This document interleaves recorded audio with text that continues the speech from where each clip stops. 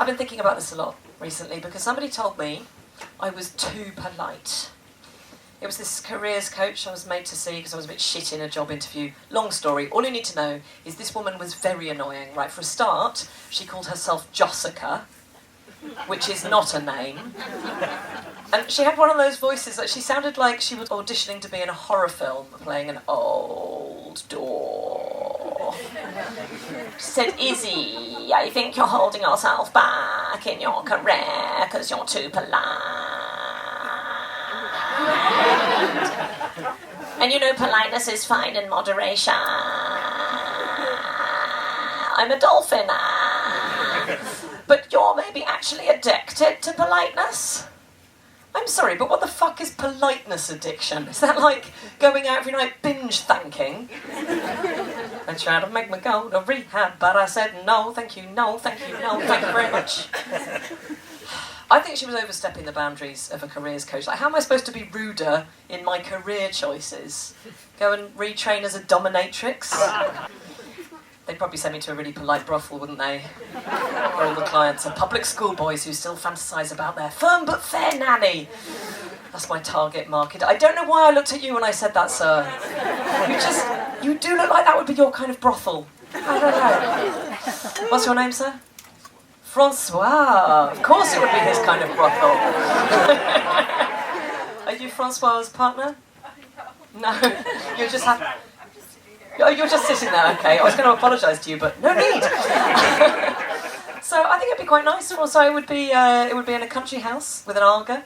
I think the Archers would be playing in the bedrooms. Wouldn't it? It'd be nice, yeah.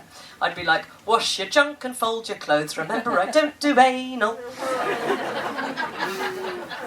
And I think all apparently polite people have this hidden, edgier side to them. Like, they say it's always the quiet ones, don't they?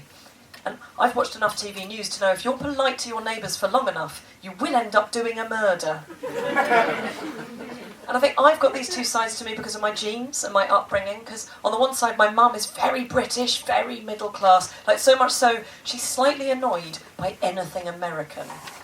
It's like I see her sort of twitching if she hears someone say, can I get a coffee? Instead of, can I have a tea? She won't acknowledge the existence of anything American. Like when the film LA Confidential came out, she decided to believe it was a French film pronounced La Confidentiale. Am I saying that right, Francois? I mean, he's very polite, isn't he? I'm going to believe you. So she'd love that film if it existed. It'd be like Marion Cotillard revealing the confidential secrets of her perfect boeuf bourguignon. Something like that. What I'm saying is my mum is so British, she's pretty much French. But on the other side, my dad is Australian. I think having an Australian dad and this very, very British, very middle-class mum has led to quite a sort of mixed-up childhood for me. Like one time my nursery school teacher called up my parents at home in the middle of the day and said that their little girl had very politely put up her hand and asked if she could go and take a shit. And my dad was like, what's what I call it? My mum said, Isabel, you don't go telling people you're going to take a shit. It's have a shit. But having an Australian dad has given me a sort of life lesson, which I'm going to share with you all now. If any of you worry that you come across too polite, all you need to do is channel your inner Australian dad. Everyone's got one. Mine's called Bruce. You can call yours whatever you like, but I find Bruce is the best name. And I'll give you an example of this. It's sort of affectionate, sweary directness is what I'm talking about. And the best example I can think of is one time I heard my dad say goodbye to somebody at the front door, and I heard him use this beautiful phrase. He said, you're a bastard, but I'll like ya. And I thought, that's so wonderful, he can express his feelings in that way to the TV licensing woman.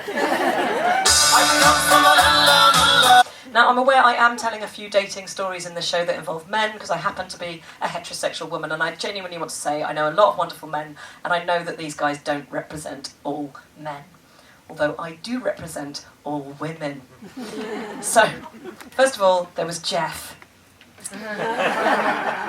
So Jeff and I had been seeing each other for a little while, and I slept with him for the first time, and I accidentally left my knickers at his flat because I sort of knew it was going to happen that night, so I'd taken a spare pair. Former senior prefect.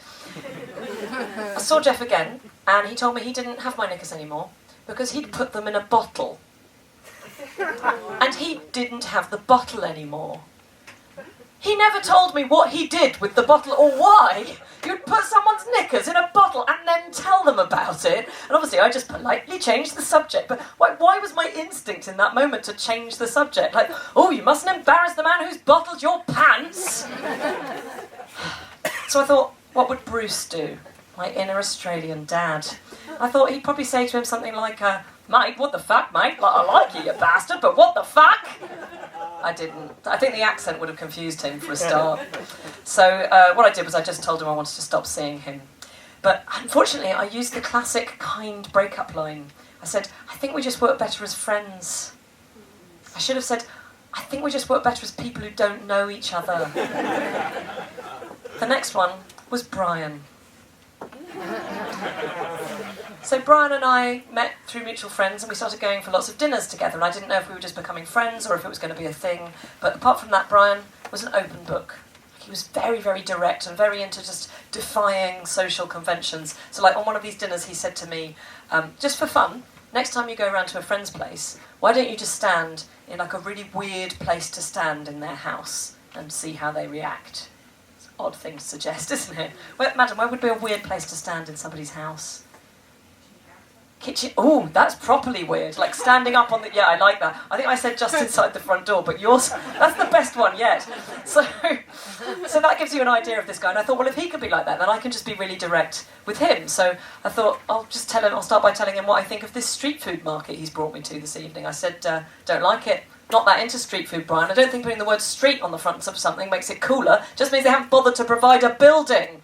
You know, we don't go, oh, let's go down to the latest street dentist. Marvellous. They take your teeth out with disposable cutlery. Oh no, they don't have anaesthetic. They just hit you over the head with the nearest piece of street furniture. Brian was into this level of honesty, and the evening went well. And that evening we went back to his flat. There was a bit of a frisson. I thought maybe he's going to kiss me. But being Brian, the way he did it was he just looked me straight in the eye and he said, bedroom?